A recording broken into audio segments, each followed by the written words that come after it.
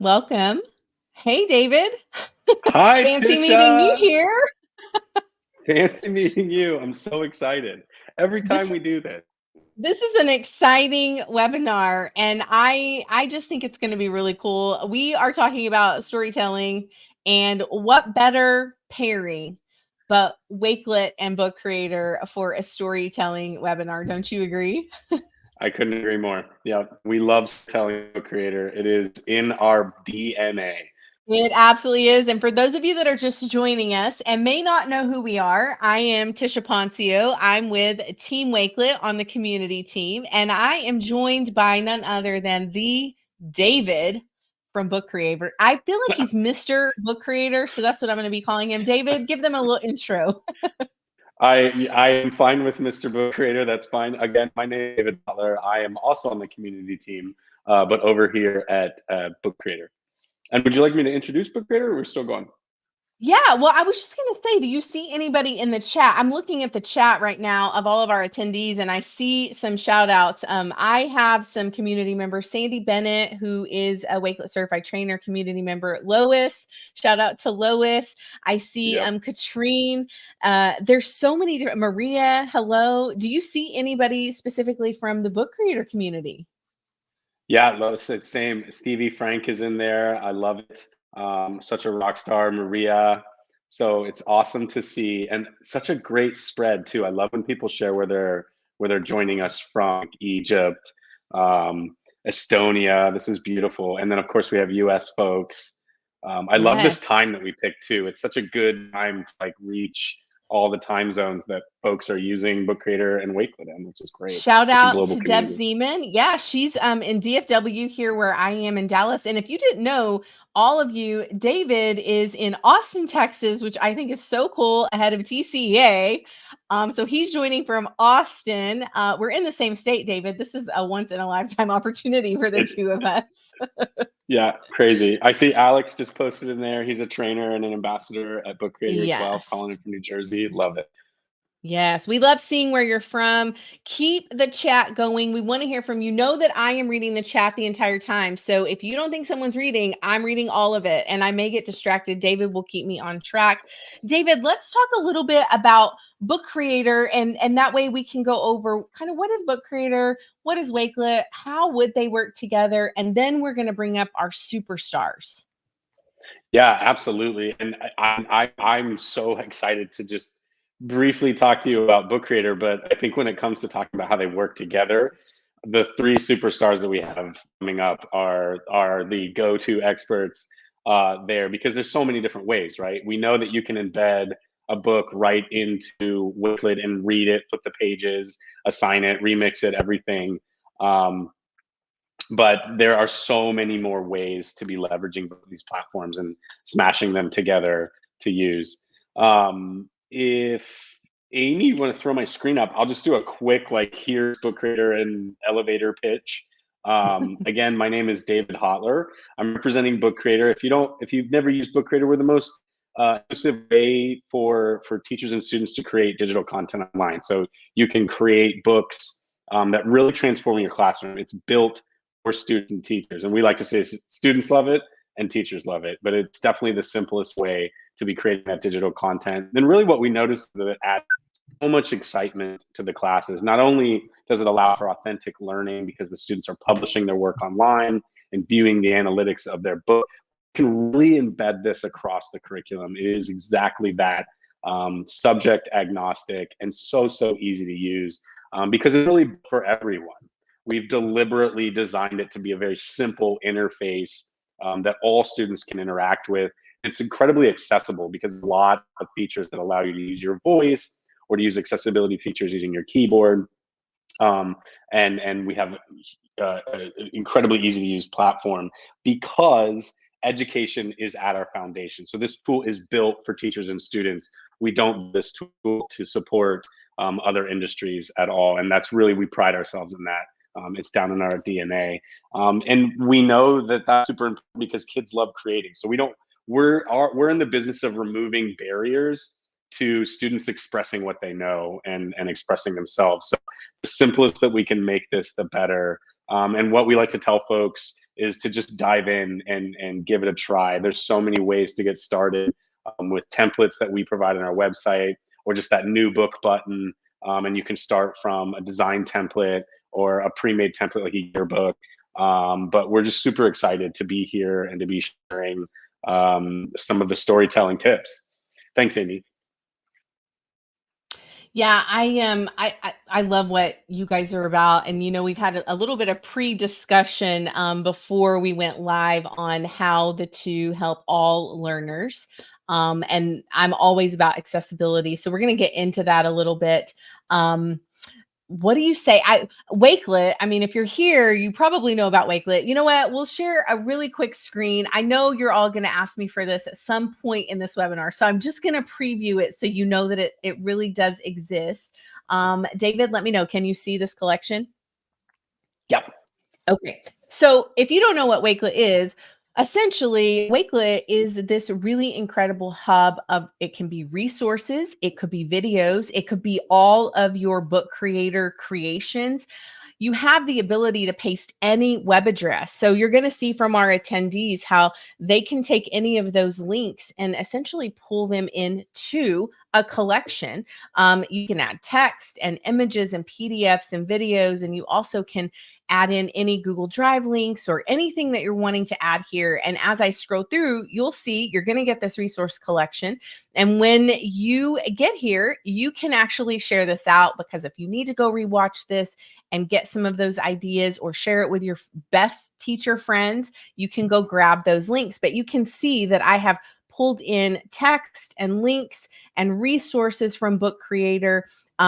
It's so versatile. And I think with the two platforms together, you really have this incredible ability to meet students where they are. So that is what Wakelet is essentially. But like David said, we're just here to support the 3 rock stars that we have for you today. So David, what do you think? Should we intro them and bring them on stage with us? I am so excited to do this show because we really scoured through our community looking for just amazing storytellers and folks that are already doing this at scale in their classrooms and impacting so many lives. And so we're super proud to introduce Claudia, who's actually tuning in from Italy. Super excited. And we have Amanda. Hi, Claudia. We have Amanda tuning in from the US. And we have Jennifer, who's tuning in also from the US. So we're super excited to have 3 amazing storytellers and just high-level users of both Wakelet, Book Creator, and probably every other edtech tool you've ever heard of. So super excited to have them join us.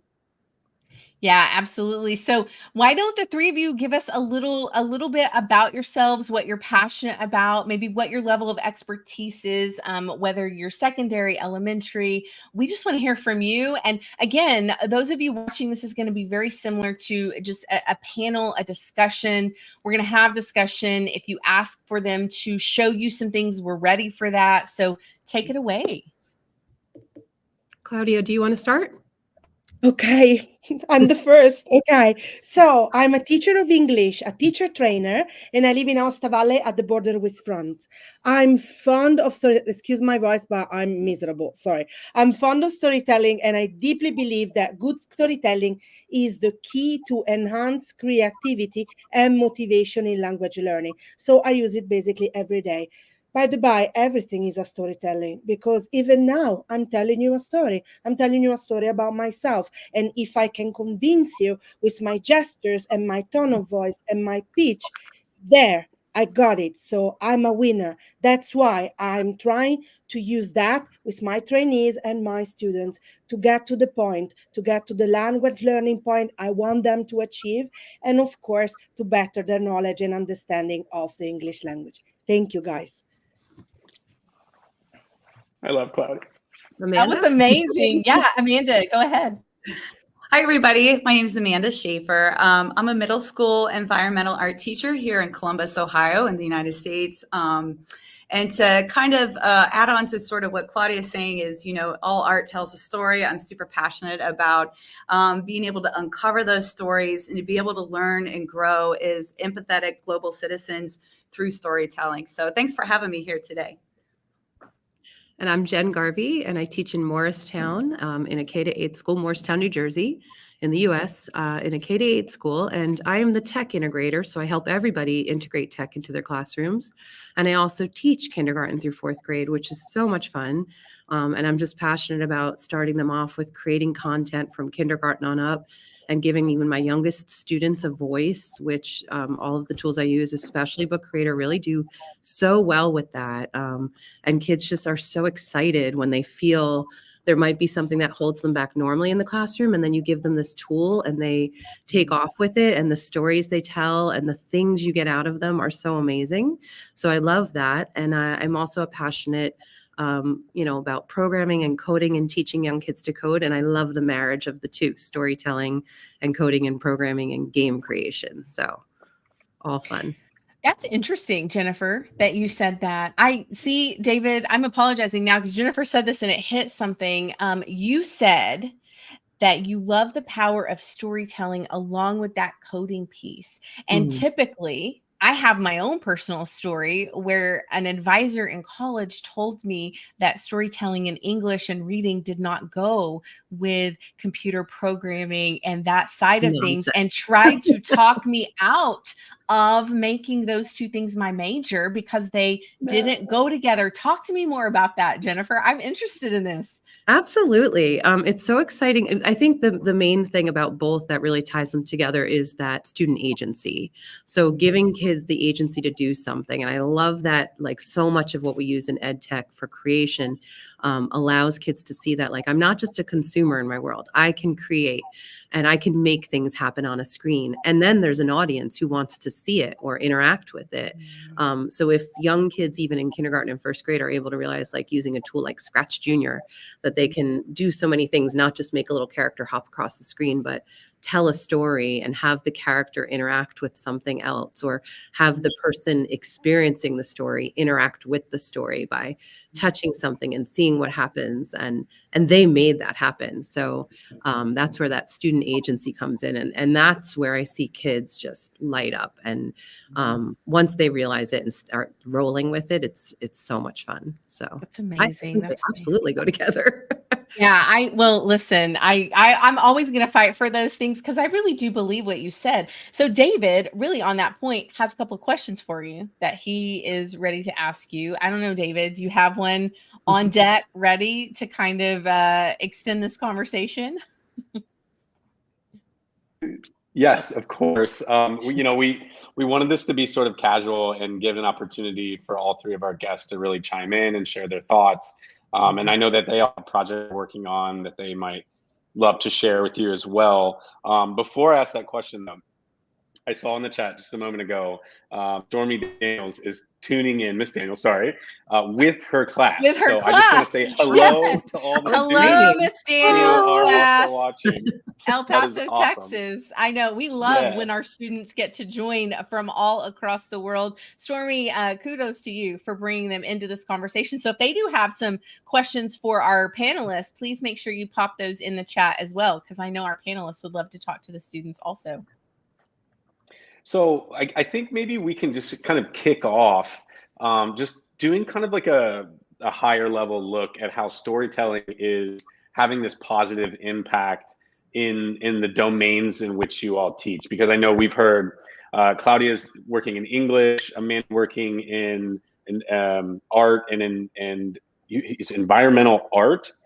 I know you teach ecology and art. Like, someone even in the chat was like, I don't know what that is, but I'm really excited to learn more about that. And Jennifer, you're sort of in the ed tech and the coding world, but storytelling is this central piece to that. So I'd love to hear a little bit more just about how storytelling is impactful or important in the domains where you're teaching.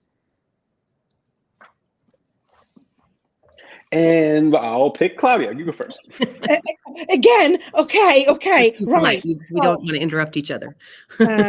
Right. So, well, I use storytelling every day. Why? Because I want to teach my students language learning in context. I don't want just to give them grammar, rules, and that's it. It's boring. They will never learn like that. Maybe some of them will, but not all of them. So I want to use storytelling.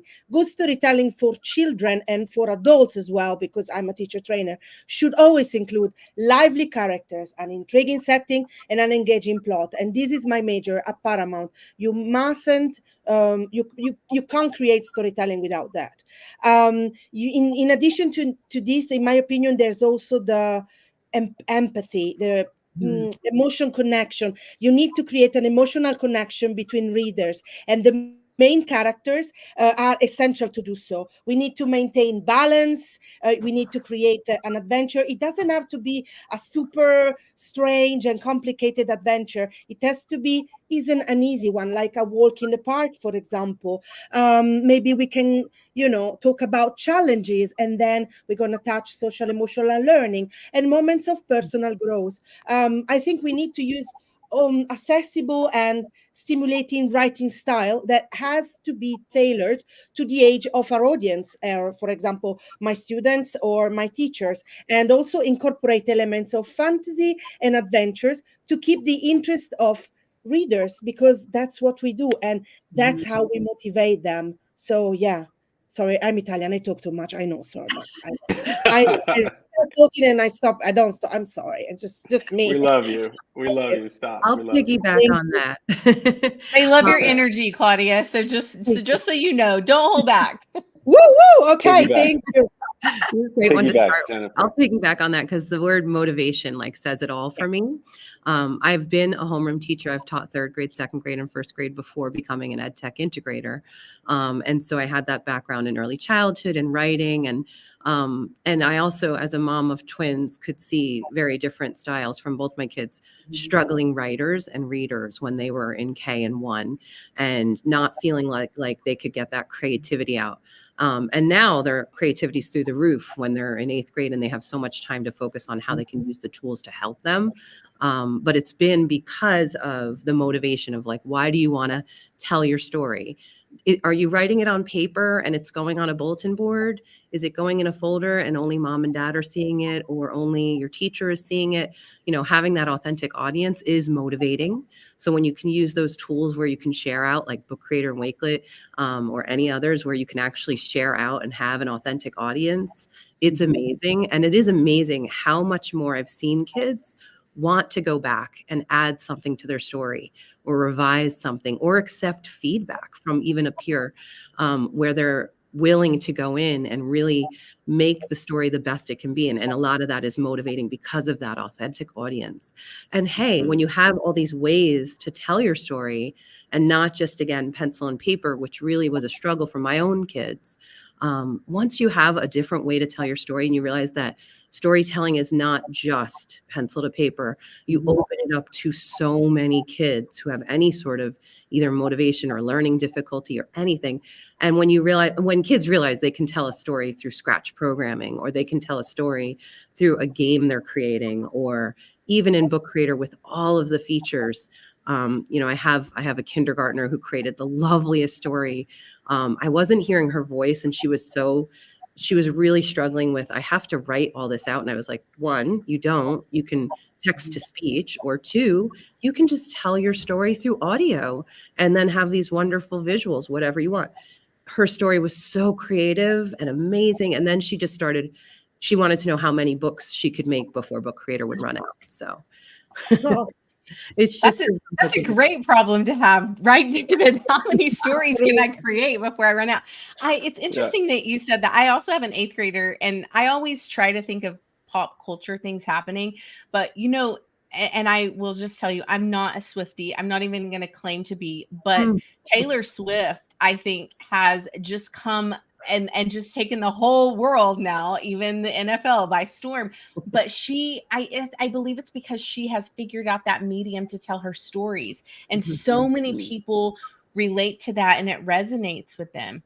And I would see the phenomenon all over TikTok of all of these people of all ages going to these concerts. And I think it, like you've all said, it hits it hits in the heart. Those students are telling something personal and vulnerable about themselves, and if you can start with that, like, something that they care about, then you can extend that storytelling. For example, I was sharing earlier, my son, who's also in 8th grade, is learning about the Diary of Anne Frank, and he was having to tell a story essentially on a video for an assignment so that he could prove his learning of that story, right? So he was having to say it in his own words. I think there's so much there. Apparently, we have some Swifties in the chat.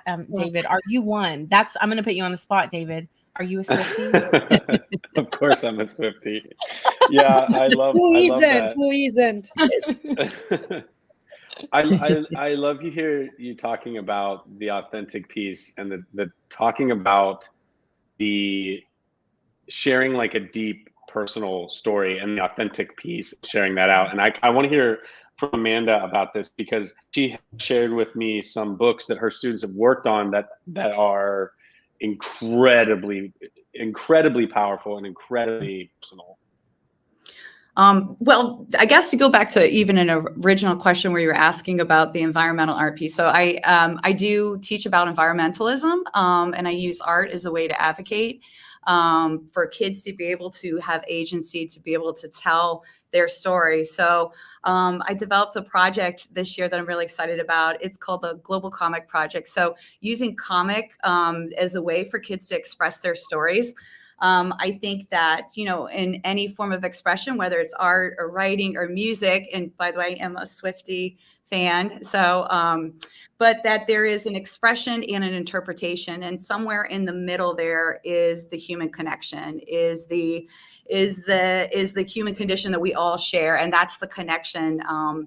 So I had a student that created a comic and was able to share about being able to cross over as a refugee from Venezuela, and just kind of talking about their experience. And it was just very eye-opening, especially for a lot of my students here in the United States that were unaware of some of the struggles and the challenges. So they were learning from this student. But then the cool part was that this kid then inspired other students to be able to share their stories and to feel brave and to be able to share. I mean, because all kids have stories, but I don't know that they're brave enough or have the platform to share. So giving kids the opportunity in whatever capacity, whatever content, I think not only is it engaging for kids, but it's powerful to be able to connect with people globally. I love it. Every time you talk about your students' work, I get goosebumps. I'm like, oh my gosh. It's so important. Exactly what you just said, that bravery piece of like someone stepping forward, being vulnerable, sharing their story. Everyone in the class gets behind it. They learn so much, and they're like, whoa, my story is important too. I have similar things to share. I think it's amazing what you're doing. Piece was that the student said that he had never had the opportunity to share the story. And so having somebody recognize and say that your story is valuable, it is important, you're important, gave that kid not only courage, but also validated their journey to where they are now. And I think that's the powerful connection piece, really. Yeah, I love it. I love it. Should I queue up another question, or is there anything? Has any questions come into the chat? That chat is just going. It's going crazy. They're loving everything that you guys are saying, and they're talking a lot about how Book Creator promotes diversity, unity, voice, choice. There was some chat for a bit about Travis and Taylor getting married. So we can thank Alex and Sandy for that chat.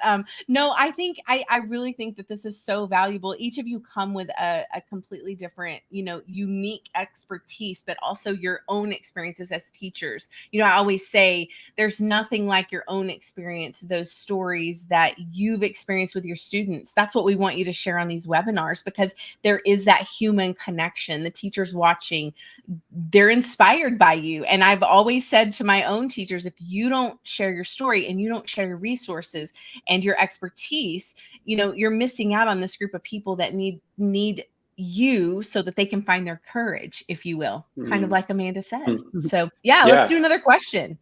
Finding your voice. So before I introduce another question, I want to challenge all of the listeners to put a question in the chat that they think would be relevant to this conversation, because I want to challenge you to really dig into the brains of these three individuals, because they are really using storytelling at a really high level to engage students with their content, as well as the social emotional piece that we were just talking about, the empathy and the authenticity. So please throw your questions over there in the chat and let's get that going, because your questions are really what's important in this conversation. But I think it's easy for us to all get on this call and talk about how amazing storytelling is. We have so many examples and the benefits, right? We all know that as educators. And it's easy to convince people that this is something that they should do. But I think when the rubber meets the road and the webinar ends and it's time to start lesson planning, you have to get realistic. And so one of the questions I have for three of you is just around some of the general challenges that you face with getting students on board with this, and what other educators will likely face should they start to really incorporate this. And this could be, just the ed tech side of things, which support articles and things can help.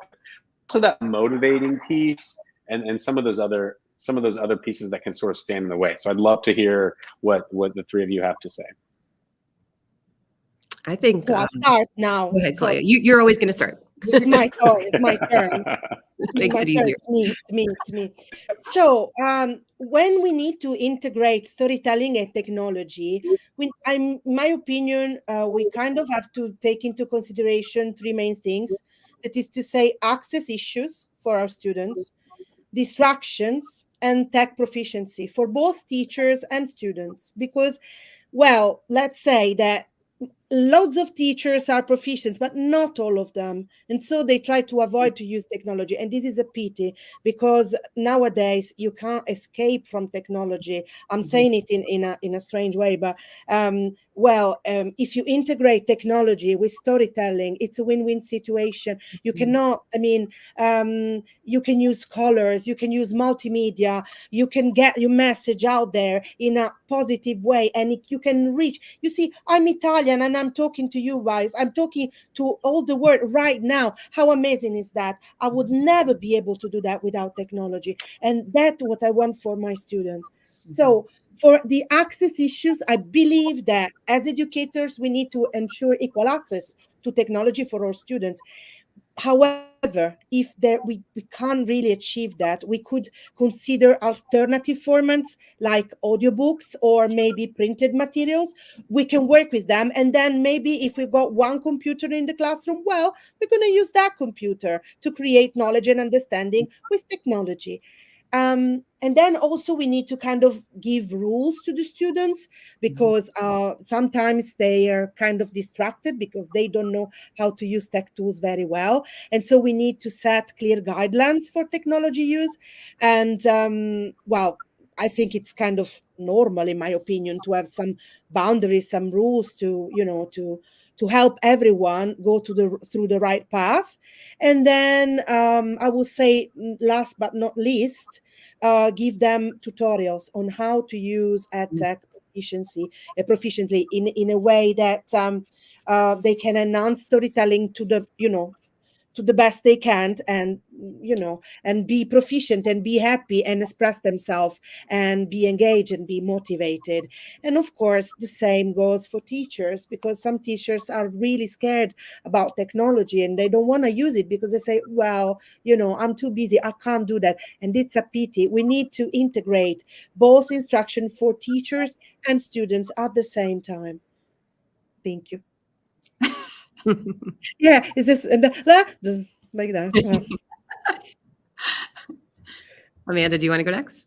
Yeah, I was going to say, I'm really glad you kind of brought up that fear. I think we live in a culture of fear right now. And, I think that is one thing you have to I hear so often, like, oh my gosh, AI, it is changing the world, and kids are keeping up, and it's time for educators to, and, it's like any kind of technology. It's how do we teach kids how to use it responsibly and appropriately, but by avoiding it, you're not helping them. You're just making it more of a divide. So, and I think one of the challenges I find, is, how do we protect student data? How do we make sure we're prepared for when the story comes out, that we can digest the story and be able to process it? But I think sometimes people get afraid of that. But if we don't get to the meat of it, what are we really doing in education? And, I love being able to use technology as a way to bridge the barriers that have always been a traditional barrier, like time, space, geographical location, and language. And, I love being able to use tech to break all those boundaries wide open, and just connection, being able to connect kids to other kids. I think it's a really powerful tool if we teach them to use it correctly. That's a good point. I'm remembering now during the pandemic, everyone's favorite topic. So when we were challenged like no other time, and I was using Book Creator before, but then it was like, wait a minute, how am I going to teach a kindergarten class for technology where a lot of these parents are working and the kid is sitting with their iPad alone? And if, I'm afraid as tech integrator, like that a tech issue is going to happen and I can't this or that. So we learned our way through that. But I think one of the greatest things was, and we still continue to do this as we have students who are out sick or need to maintain that connection. When we were hybrid teaching, our school went back. And we were trying to find ways, not just in our tech class, but in all our classes. And somebody asked about all content areas, so hopefully this hits that question. But how can we design activities that are authentic, that connect both the kids who are in person and the kids who are home, without having them say on Zoom or something all day. And it was Book Creator for us and many other tools. But Book Creator was great for us to be able to say, okay, live in real time, if you're able to at home and you're well enough and you want to join us, this is what our class is working on. And here's what we're doing. Go work, come back when you have questions. And we were able to sort of, both for the synchronous kids, the asynchronous, the live, the home kids, have everybody contribute and share. And we were creating books together more that year than any other year, I will say, and in so many different subject areas. And everybody was able to contribute and come back together and look. So, that collaborative piece where you're able to collaborate live in a meaningful way and give everybody a part to join together in the story or whatever it was amazing. And the kids at home almost did more because they were like really feeling that connection that they were striving for, and being home so hard, right? When I had to teach from home for a month and a half while kids were in school. And that was like, how am I going to do this? And the kids were able to pick up the tech. So quite honestly, the teachers, the kids helped the teachers. So when there was that fear, the kids were helping the teachers, even in kindergarten, with just a little experience. It was such an easy thing for us to do. So. I love hearing like the through line is really, we're teaching people, the content is the vehicle through which we're connecting with our students. We're figuring out who they are, and we're giving them this platform and this space to shine, and we're going to uplift that. And I think that's just brilliant. I want to hit on this because in the chat they were praising. Well, first of all of you, I love reading because they have comments and they're coming in after you're talking. So I'm actually managing David. I'm the manager. I think Amy hopped off because she wasn't feeling well. So I've been managing all of it. But Amanda said using tech for good. And I think that that's really what it's about. I was thinking. Y'all know I'm on TikTok. A lot of times I'm on there to consume information because I want to see what the trends are. I want to see what people are talking about. And even among the creators on TikTok, they're talking about how there is this fear now of sharing certain content, right? Being afraid of sharing that content out for whatever reason, whatever experiences that they've had. And I think that even for our students, there is a fear. And maybe it's the parents. Like I think about as a parent, what am I doing or saying without knowing that I'm influencing my own children, right? To be afraid of something. And there's this fear of sharing on social media. And so to be vulnerable, even for me, David and I, we share a lot on social media. We do a lot of webinars and podcasts. And there is still that little bit of, it's so vulnerable. This is such a vulnerable place to be. And as a kid, I remember being in class And some of you know I was just recently diagnosed with ADHD. So I didn't know this in 4th grade about myself, but I remember being in school feeling like there was no way I could speak out. I would never say a story out loud to anybody, much less to a whole class, and much less be so vulnerable like Amanda's students were saying. They were sharing these stories that they've never shared before. The question I have for all of you, and this isn't on our list, David, so I knew this would happen, but how do you support students and move them away from that fear? Like, what are your strategies? Like David said, we can talk about storytelling is great, and we all love it. And, in the day-to-day, if you have those students who are just so afraid to share their stories with anybody, what is the top 1 or 2 things you're doing with students or teachers to get them out of that fear? Can I start on this one? Absolutely. Something that, I'm always thinking about is building empathy in students. And I also teach design work. And one of the things that I just love in the tech and the design especially is trying to teach them how to give and receive feedback, because that's where there's so much fear, right? If I put my story out there, what will others think of it? And then there's that piece of like understanding that your words matter. So if you knock down someone else's story, how are they going to keep wanting to do that?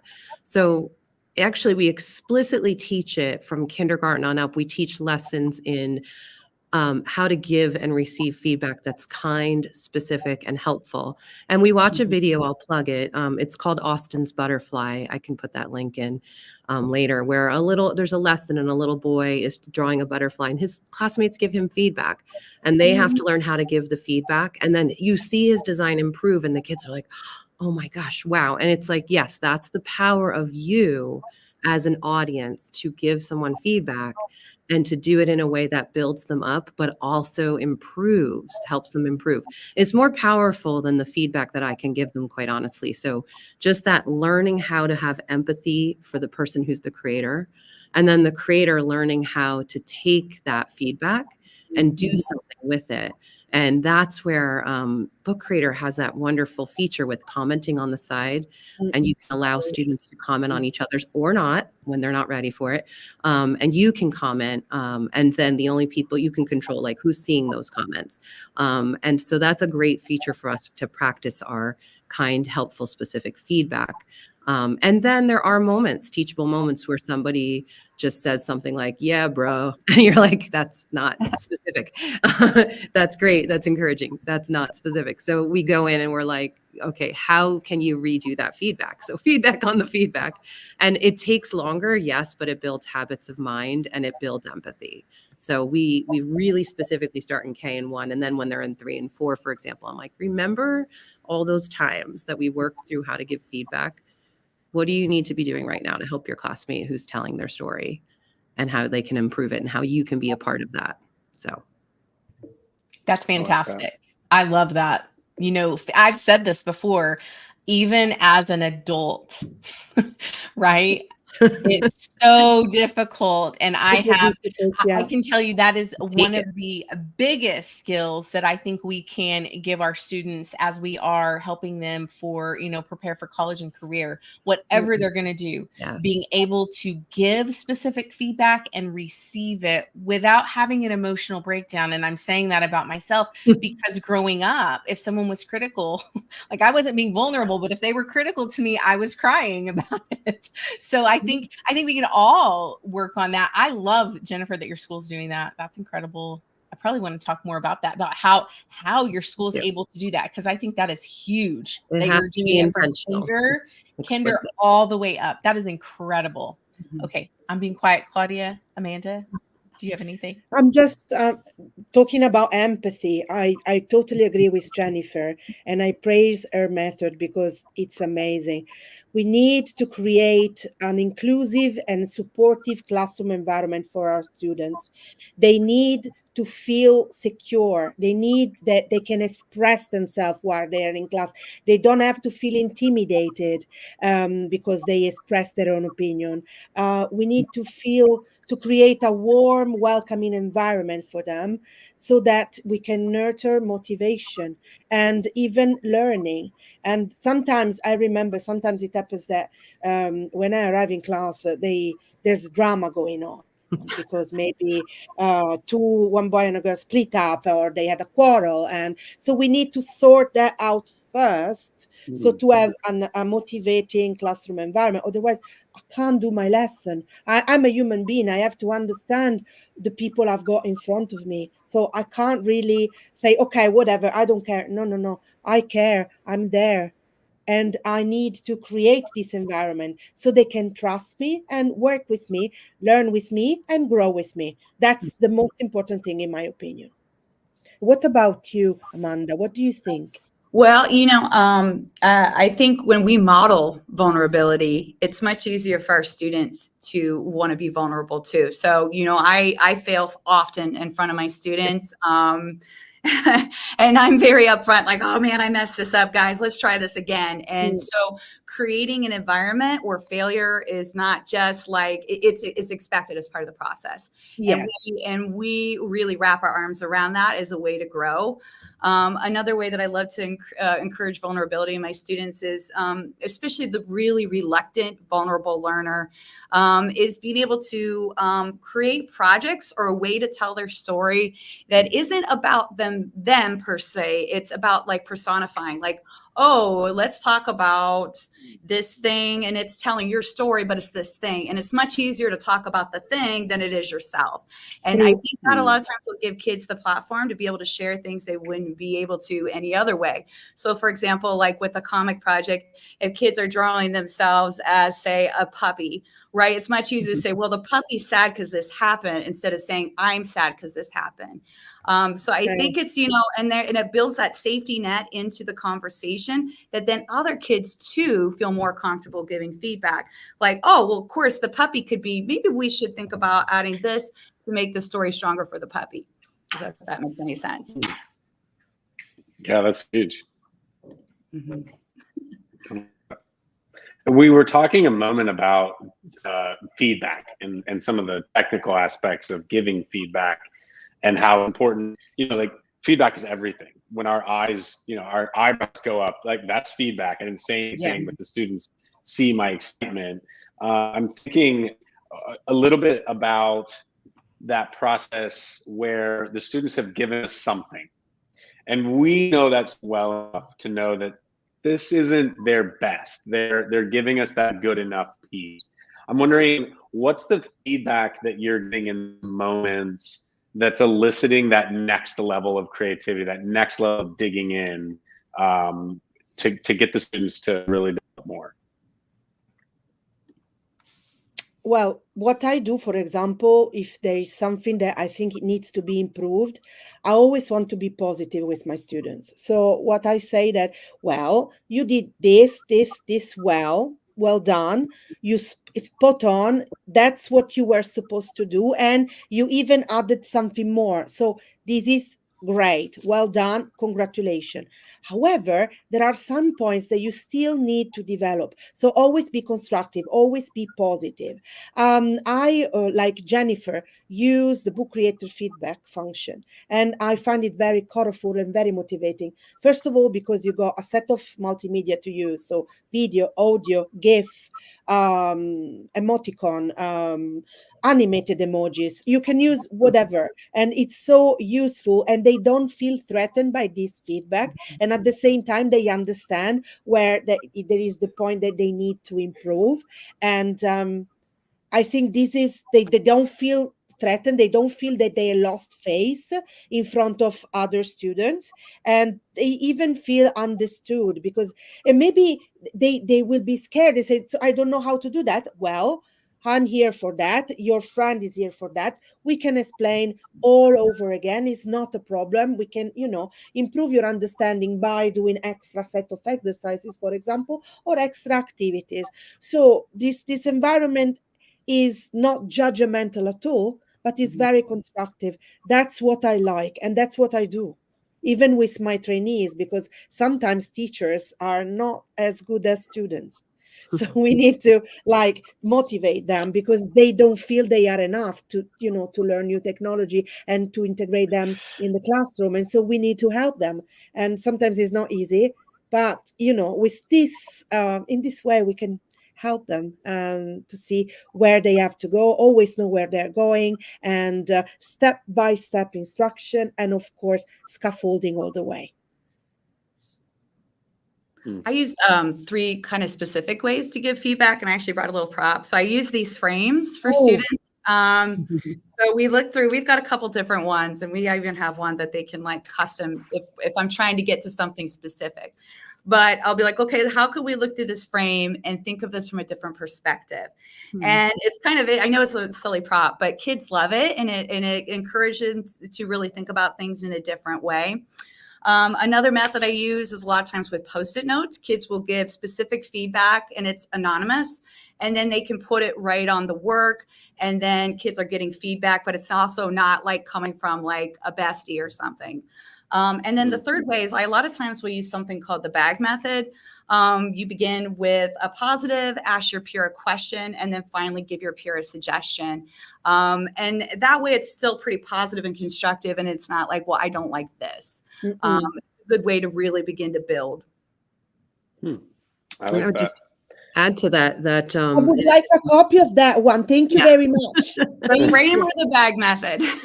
All of that. Thank you. Thank you. I love it. I love Amanda, if you'll send over any resources that you have for those, I will pop them into the collection, and I'm going to let Jennifer continue. But there was a question on the butterfly video. I've already added it to the resource collection. And I just popped that in the chat for all of you. So if you're wanting that butterfly video from Jennifer, it's there. You also have the resources. You don't have the certificate, and don't think that you're leaving yet, because we still have a lot more. David and I have some contests up our sleeve that you are going to want to participate in. So if you leave, you're going to miss that info. Don't leave yet. Okay, Jennifer. No worries. Oh, sorry. Lost my train of thought, but adding to the feedback. Yes. So in addition to using feedback, I make sure before we do any kind of storytelling, not just using Book Creator, but movie making storytelling. Those are always fun. I'll have some student examples, and we'll kind of analyze them. What do we like about them? What would we change about them? Not what do we not like, but what would we change about it if we could make it even better? And so kind of looking for student examples of what we see and what we want to emulate in ours. That person did a really nice job with their pacing. They didn't speak too quickly or too loudly, too softly. They did a really nice job with having some background music that matches the tone. So we talk a lot about with storytelling, especially multimedia, the tone, everything that you're trying to get your audience to experience. And we compare it to like when we watch a movie and they want you to be scared.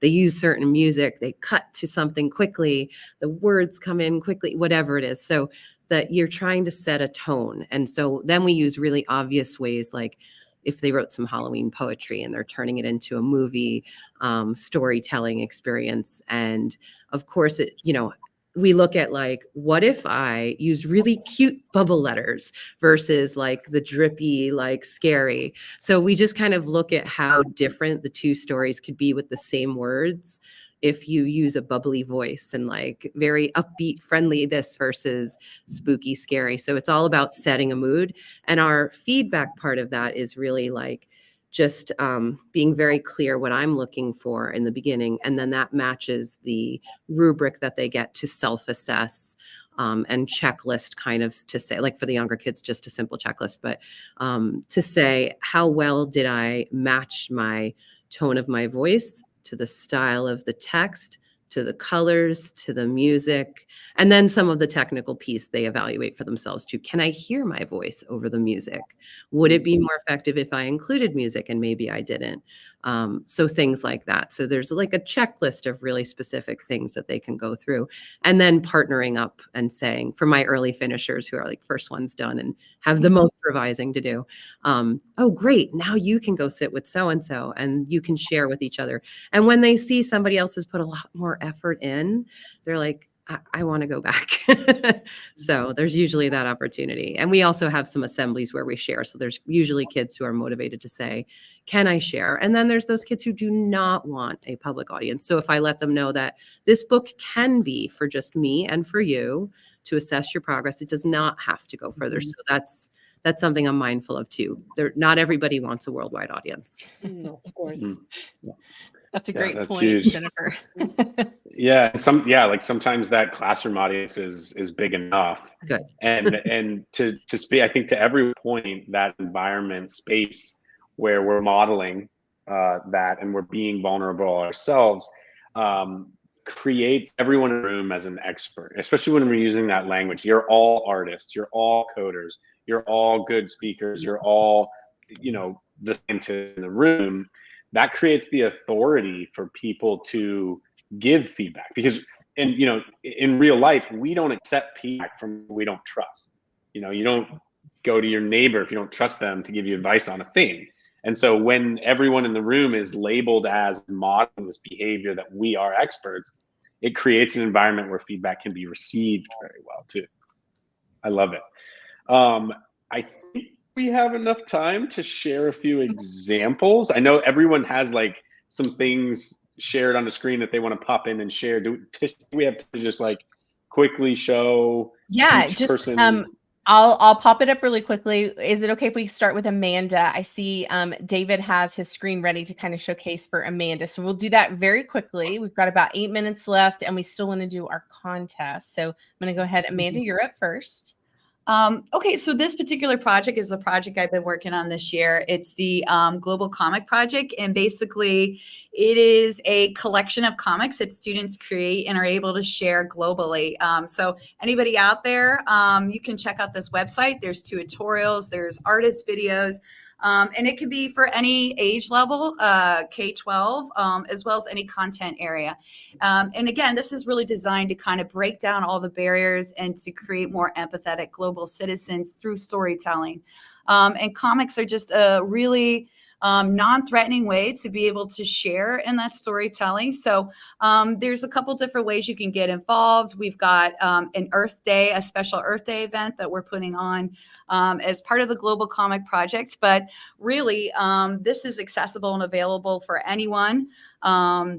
And it even has like the pre-lessons that students can do all the way up to the big building a comic, but it's all housed in a book creator library. So everybody can read everybody's stories globally. And it's just, I think, a powerful tool for kids to be able to learn and grow together from other students.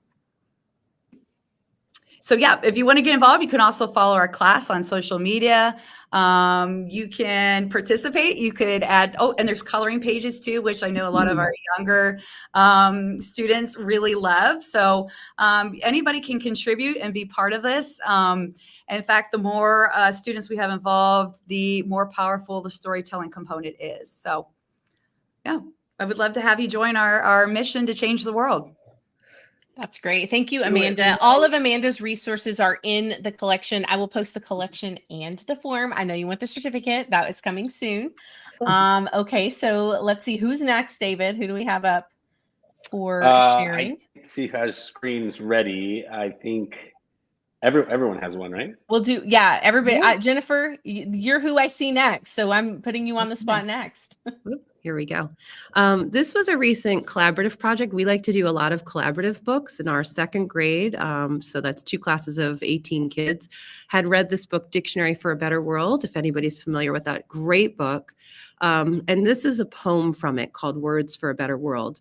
And it really stretched their vocabulary. You can see awash in attempts to help cool our fevered world. This is loading here, but the kids recorded their voices. They did their own original artwork. They came up with these backgrounds and frames and colors. They loved playing with the color picker tool to match up some great backgrounds. But they really took pride in interpreting the poem with the help of their teachers and then thinking of ways to bring it to life with their own illustrations. So that was a wonderful class book. This was a school-wide book. I'll just go through only a few pages. Every year we used to do this really boring black and white photocopied book where kids would have to choose some of their writing to put in. And it was a way for them to show what they'd done during the year. But this became so much more when we brought it into Book Creator and the kids really had some voice and choice. And finally, just to show you what you can do when you have a student with attentional issues and you hand them an Apple Pencil and tell them to go nuts making a comic book, just to show a little bit of that. Yeah, some amazing creativity. So I feel a little called out, Jennifer. I think I would be that student. I would love to have you in my class. We would do so much together. I feel like Jennifer could come. Those are my people. Yes, yes. Okay. Claudia, are you ready? Yes, I'm ready. Okay, here we go. Okay, so here is my storytelling collection, just a miscellany of everything related to social emotional learning. Here I thought a multilingual comic book, and I used Frankenstein Jr., so a trainer of Frankenstein Jr., for my students to create fun comics in the 3 different languages that we study in Aosta Valley, that is to say Italian, French, and English, so they could invent the dialogues and play with Book Creator. Another way of doing storytelling is storytelling literature. So I spoke about the Victorian era, and I created a selection of meaningful book at the time, talking about spiritualism and stuff like that. And my kids loved kids, the high school students, they just loved it. Then this is oldie but goodie, that is to say that I restored an old book of mine, and this is another way for me to do storytelling for kindergarten students. So basically I put my voice in each and every object that is in the book, and at the same time I can ask my kindergarten students to invent a story with the things that are in the book, on the page. And then I've got a pick a path book, so this is also for kindergarten students, where I've got the cat that wants to eat sardines, and we got a selection of choices for the cat to choose from, and so his story changes according to the choice that students make. And then I've got my pièce de résistance, that is to say immersive storytelling. So here basically you have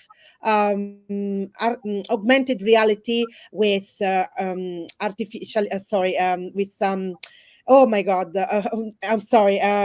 storytelling, virtual reality, augmented reality. So basically here with iJack, you can just focus on a picture, and this picture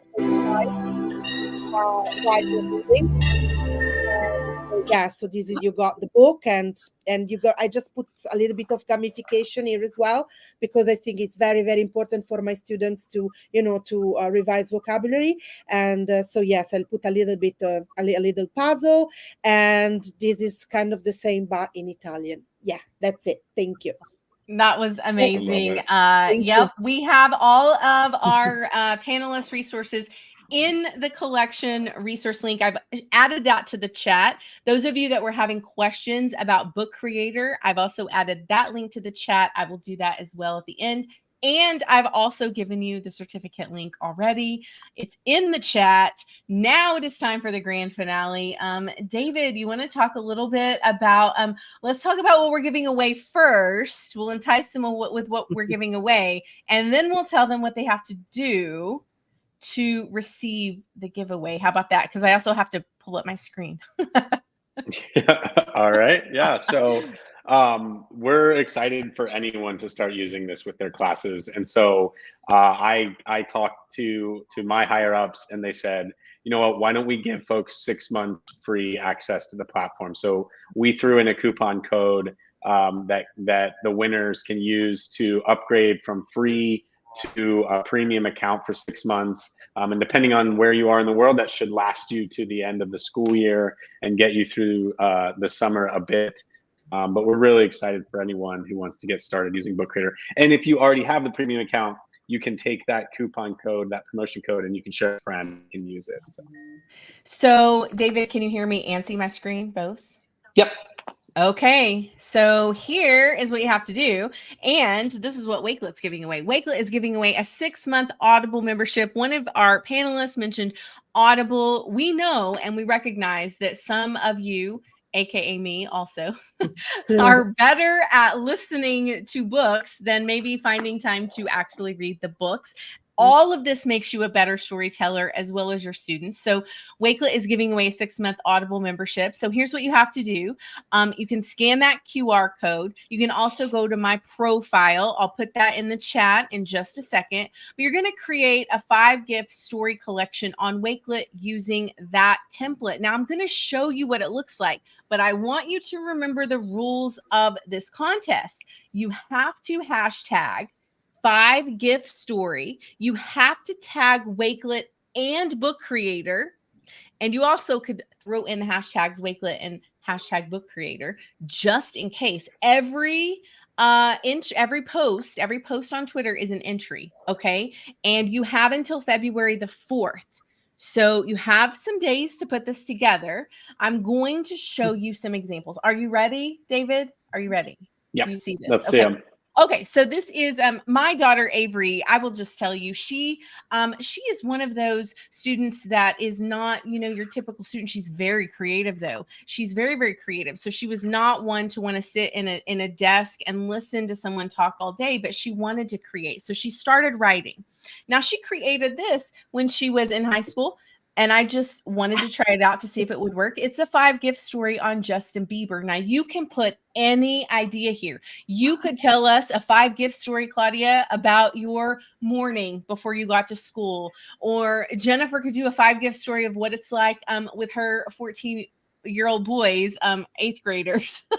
You could do anything, but this is what she put together. So this is Justin Bieber. It's the funniest story to me, and there's so much that you could do with this. Okay, it just gets funny. I think it says so much. Now, this is your contest, but I want you to remember there's so many ways to meet your students and get them involved in storytelling without them having to actually write with a pen and paper. So let's do this one. Here is Avery's new story about Danny and Sandy from Greece. Okay, here we are, David. Summer love, back to school. This made me laugh so hard. Then this is great. So it's having your students critically think through a story, a plot, and then having them sort of retell that in their own way, inspiring them to tell their own stories. So that is the contest. We've given you the template. You also can find the template on my Wakelet profile. I will put all of that in the chat. I'll even put it in the collection of resources. Remember, every collection, Claudia and Amanda and Jennifer, you're not disqualified, even though you're panelists. You also can create your stories to enter to win both the book creator and Wakelet prizes. Be creative. Have so much fun with this. I hope Stormy's still watching because we want your students to help you create some stories using Wakelet and 5-gift stories. How could you pull book creator into that, David? Do you have any ideas? What would you do? Well, you can certainly be embedding your gifts and be making a 5-gift story using Book Creator. And we know that, and Claudia, I heard some folks say, is this a new feature? As you were showing your Wakelet collection, you were scrolling down and you were flipping right through the books right there. So certainly a way to use this in your class if you're not already using Wakelet and you're on Book Creator. The 5-gift story is agnostic. You can have students email you 5 gifts. It's super easy way to engage in storytelling. Yeah, another idea, I was at an ELA conference. The teacher could actually put together, a 5-gift story on what they're going to be teaching and have the students, write a little blurb about what they think is going to happen. There's so many different ways to utilize storytelling in your classroom, and don't overthink it. If you're like me, a lot of times I sit and overthink what's going to work, what's not going to work. Keep it simple. Use the tools that you have available to you. I'm going to mute myself, David. So I'm going to actually let you do the goodbye and let our panelists speak, because I'm going to go add all the links for all of our attendees to make sure you have everything you need. And I just want to say before I mute myself, Thank you all so much for joining us. The three of you have been amazing. David, it's always a pleasure to like hang out with you. We're going to be at TCA. David and I are going to be presenting at both the Book Creator book. Fun. We're going to be presenting at Book Creator and at Wakelet. So make sure if you're going to TCA, you come see both of us. I just appreciate all of you so much. I'm going to pop those links over. David, take it away.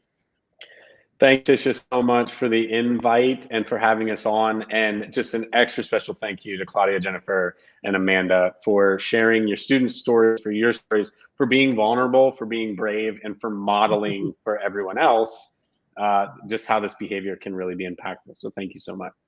Of course. Thanks for having us. Thank you for having us. Thank you. Thank you so much. Thank you and all. make sure everyone, you check out that resource link. Check the resource link. Go follow Wakelet and Book Creator. You have contact information for Claudia, Jennifer, and Amanda. And until next time, have a great week. And it's almost February, you guys. So happy February. Bye. Happy February. Happy book. Bye. Bye-bye.